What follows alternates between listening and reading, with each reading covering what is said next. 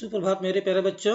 नमस्कार। आज हम फिर से एक बार हाजिर हुए हैं आप सभी लोगों के मध्य इस ऑनलाइन कक्षा के माध्यम से।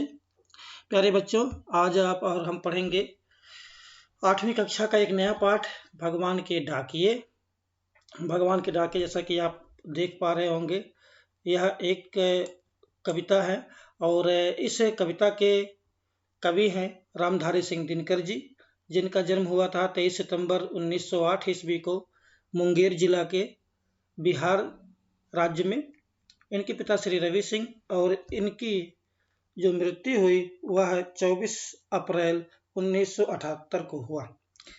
रामधारी सिंह दिनकर जी को राष्ट्र कवि कहा जाता है। राष्ट्र कवि दिनकर जी के नाम से उद्बोधित किए जाते हैं।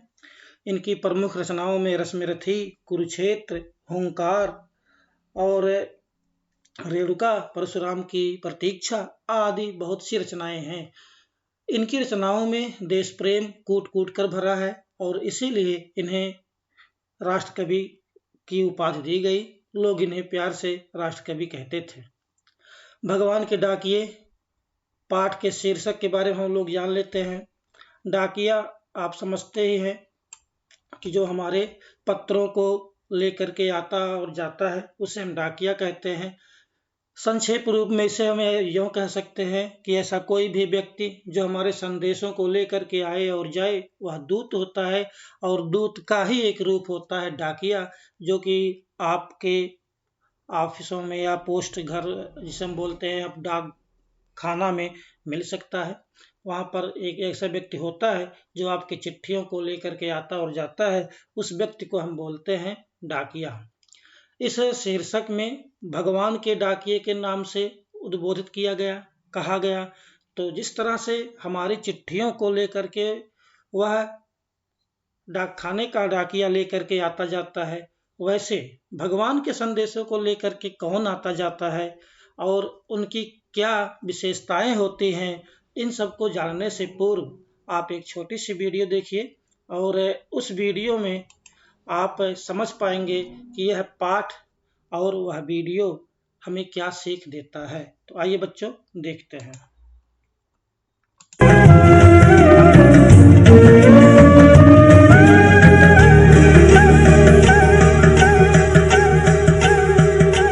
पंछी नदियाँ पवन के झोंके, कोई सरहद ना इन्हें रोके।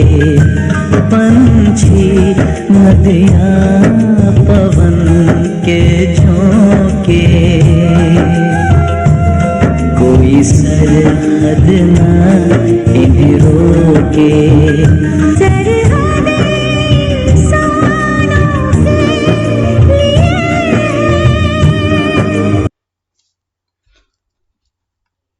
तो प्यारे बच्चों, अभी आपने देखा सरहद इंसानों के लिए है और वह पक्षी और बादल आदि के लिए नहीं है। इस पाठ में हम और आप ये जानेंगे कि जो प्रकृति है वह निस्वार्थ होती है, वह निस्वार्थ और निर्बाध होती है। निर्बाध मतलब ये होता है कि उसके लिए कोई भी बाधा नहीं है। तो आइए आप सभी से एक बार आग्रह होगी कि इस कर्सर के माध्यम से आप इस पाठ को भली भांति समझें और जानें। हम पंक्ति से पंक्ति तक का वाचन करेंगे। आप इस कर्सर के माध्यम से उन शब्दों को देखते जाएंगे।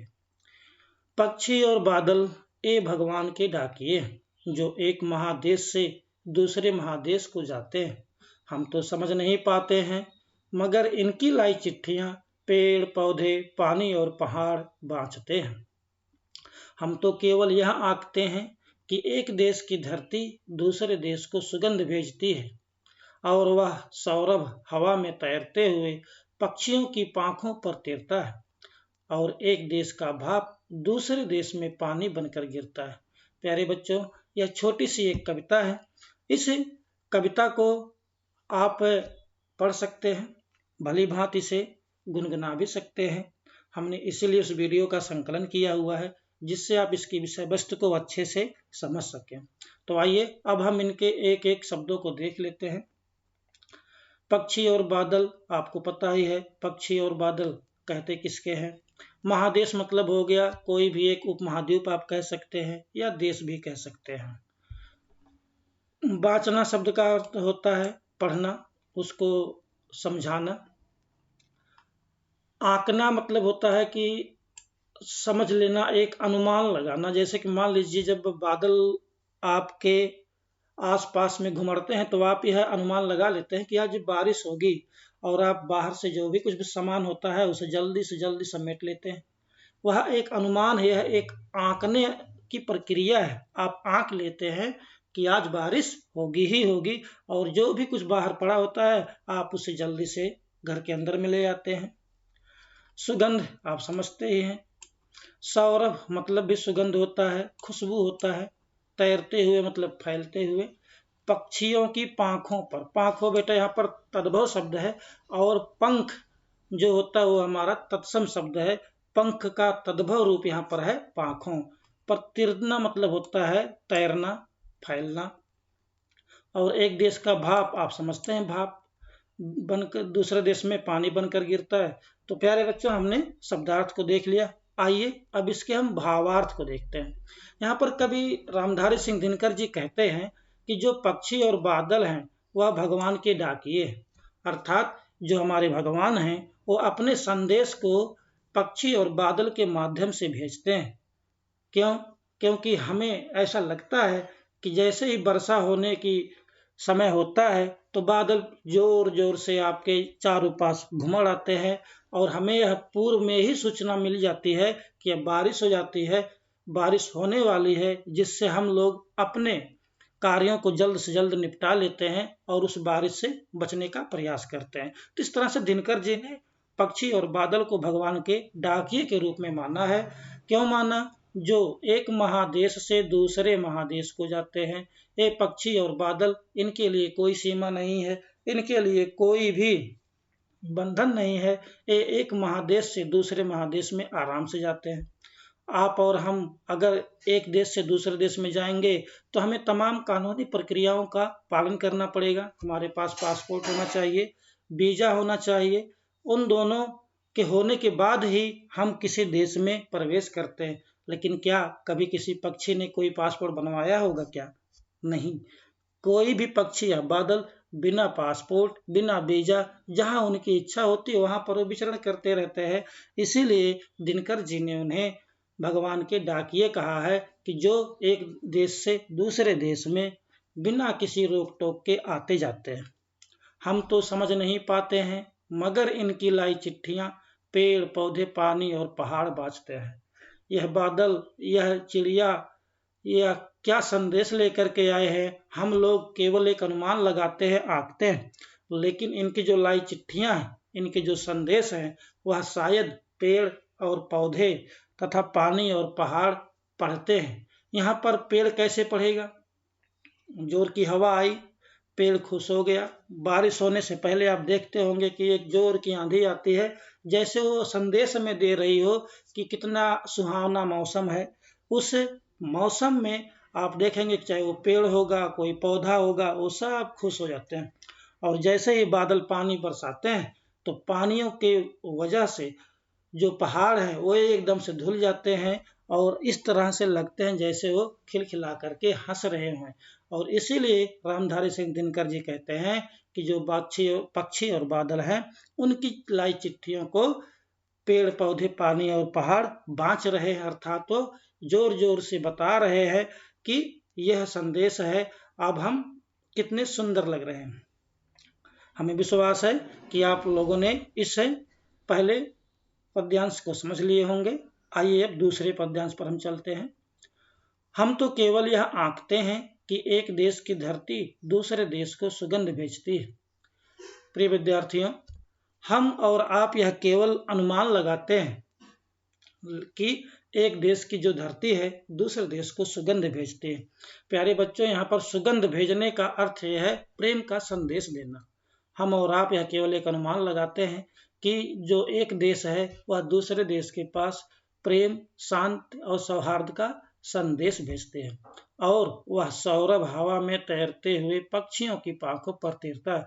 अर्थात जो पक्षी हैं जो एक देश से दूसरे देश में जाते हैं वह कहीं न कहीं अपने साथ उन अपने पंखों के ऊपर एक एक खुशबू लेकर के जाते हैं। आप देखते होंगे ग्रीष्म ऋतु में हमारे यहाँ प्रवासी पक्षी आते हैं, अनेक देशों के पक्षी हमारे यहाँ पर आते हैं और वह यहाँ पर रहते हैं फिर चले जाते हैं। तो इस तरह से दिनकर जी को यह लगता है कि जो पक्षी हमारे यहाँ आ रहे हैं वह एक तरह से प्रेम का संदेश लेके आ रहे हैं। उनकी पंखों पर मानो एक खुशबू तैर रहा हो जो एक देश से दूसरे देश को बांट रहा है और एक देश का भाप दूसरे देश में पानी बनकर गिरता है। आपने भी देखा होगा कि जो बादल होते हैं उन बादलों का संघनन होने के उपरांत ही बारिश होती है। कोई भी बादल किसी एक नदी से पानी को अवशोषित किया और उसे जब वो भाप रूप में बन गया और संघनन की क्रिया हुई तब तक वह बादल आगे बढ़ गया होता है। हो सकता है वह एक देश की सीमा को भी लांघ गया हो और इस देश का जो पानी उसने सोखा था, जो अवशोषित किया था, वही पानी दूसरे देश में भाप बनकर गिर गया। अर्थात कहने का अर्थ यह है प्यारे बच्चों कि प्रकृति हमारे साथ कभी भी भेदभाव नहीं करती। हमें और आपको भी किसी भी सीमा, किसी भी बंधनों को नहीं मानना चाहिए। हमें एक मानव के समान हर मानव से प्रेम करना चाहिए, आपस में प्यार पूर्वक रहना चाहिए। यही इस कविता का मूल उद्देश्य है। प्रिय विद्यार्थियों, हमें आशा और विश्वास है कि आप लोगों ने इस कविता के मूल भाव और इस कविता के विषय वस्तु को आप लोगों ने समझ लिया होगा। आइए अब हम इसके कुछ शब्दार्थ देख लेते हैं। वाचना हमने पहले पूर्व में बताया कि पढ़ना सा स्वर पर। सा स्वर मतलब कि यहाँ पर आप देख रहे होंगे सा स्वर। सा मतलब साथ में, स्वर मतलब साथ, स्वर के साथ। कभी कभी क्या होता है कि हम और आप मन में गुण पढ़ रहे होते हैं, हम पढ़ तो रहे लेकिन सामने जो बगल में जो हमारे बैठे वो नहीं सुन पाते हैं, उसे हम कहते हैं मूक वाचन। और जब आप जोर से पढ़ रहे होते हैं उसे बोलते हैं सस्वर वाचन। आंकना, आंकना का अर्थ होता है अनुमान करना, हमने पूर्व में बताया। पांख, पंख या पर ऐसा शब्द है जिसे हम उस वाक्य के प्रयोग के साथ समझते हैं कि पर का अर्थ क्या होता है। पर मतलब दूसरा भी, पर मतलब पंख भी, पर मतलब किसी वस्तु पर। तो इस तरह से यहाँ पर जो पर आया वह कहीं न कहीं पंख के पक्ष में ही आया। सौरभ मतलब सुगंध और सुबास। अब बास मतलब देख रहे होंगे, सुबास, बास मतलब सुगंध, सु मतलब सुंदर, सुंदर बास। गंध, अब गंध के आगे सु उपसर्ग लग गया तो सुगंध है, और अगर दो उपसर्ग लगा देंगे आप तो दुर्गंध हो जाएगा। तो सुगंध का विलोम दुर्गंध, इसलिए यहाँ पर सु उपसर्ग लगा तो गंध मूल शब्द का अर्थ बदल गया और उसका अर्थ क्या हो गया, सुगंधित। तो प्यारे बच्चों, ये हो गया हमारा शब्दार्थ। आइए अब हम प्रश्न अभ्यास को देख लेते हैं। प्रश्न अभ्यास आपको एक पीडीएफ के रूप में हम उपलब्ध कराएंगे, लेकिन यहाँ पर कुछ ऐसे शब्द हैं, कुछ ऐसे प्रश्न हैं जिन्हें आपको समझने में कठिनाई हो सकती है, तो हम इसे संक्षेप में समझ लेते हैं जिससे उस पीडीएफ में आपको कोई भी कठिनाई ना आए। कविता से, कवि ने पक्षी और बादल को भगवान के डाकिए क्यों बताया है, स्पष्ट कीजिए। कवि ने पक्षी और बादल को भगवान के डाकिए इसलिए बताया है कि जिससे वह भगवान के संदेश को एक दूसरे देश में लेकर के आते और जाते हैं, इसलिए कवि दिनकर जी ने पक्षी और बादल को भगवान के डाकिए बताया है।